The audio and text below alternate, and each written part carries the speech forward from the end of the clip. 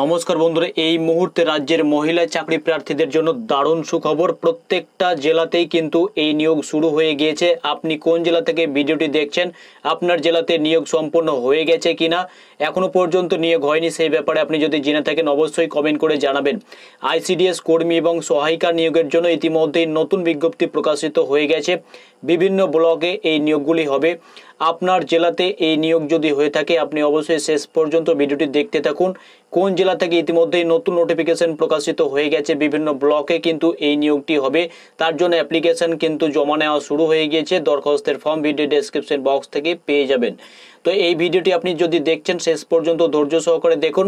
আর আপনি কোন জেলা থেকে দেখছেন, সেই জেলাতে আইসিডিএস এর পরীক্ষা হয়ে গেছে নাকি আইসিডিএস এর রিক্রুটমেন্টের নোটিফিকেশন প্রকাশিত হয়নি এখনো পর্যন্ত, অবশ্যই আপনি যদি জেনে থাকেন কমেন্ট করে জানাবেন।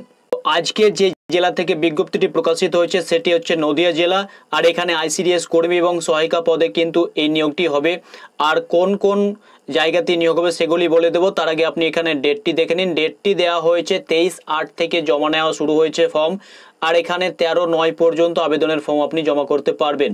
তো এখানে যে সমস্ত জায়গাগুলিতে নিয়োগ হবে সেই ব্লকগুলির এখানে নাম বলা হয়েছে, যেমন তেহট্ট 1, তেহট্ট 2 এবং করিমপুর 1, করিমপুর 2 এবং চোপড়া, আর তারপরে রয়েছে চোপড়া মেন, আর তারপরে রয়েছে নাকাশিপাড়া মেন, আর রানাঘাট 1, তারপরে রয়েছে এখানে নাকাশিপাড়া যেখানে রয়েছে অ্যাডিশনাল।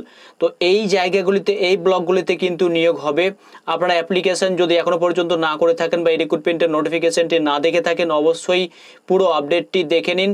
আর এই রিক্রুটমেন্টের যে লিঙ্ক, এই যে লিঙ্কগুলি আপনি দেখতে পাচ্ছেন, এই লিঙ্কগুলি আমাদের টেলিগ্রাম চ্যানেল বা হোয়াটসঅ্যাপ গ্রুপে আমি দিয়ে দেবো। সেখান থেকে আপনারা যে ব্লকের আন্ডারে আপনি আছেন সেই ব্লক থেকে আবেদন করার জন্য সেখান থেকে ডাউনলোড করে নেবেন অ্যাপ্লিকেশনের ফর্মটি। আর তারপরে আপনি গুরুত্বপূর্ণ ডকুমেন্ট সহ সেই অ্যাপ্লিকেশনের ফর্মটিকে জমা করে দেবেন ডেট শেষ হওয়ার আগেই।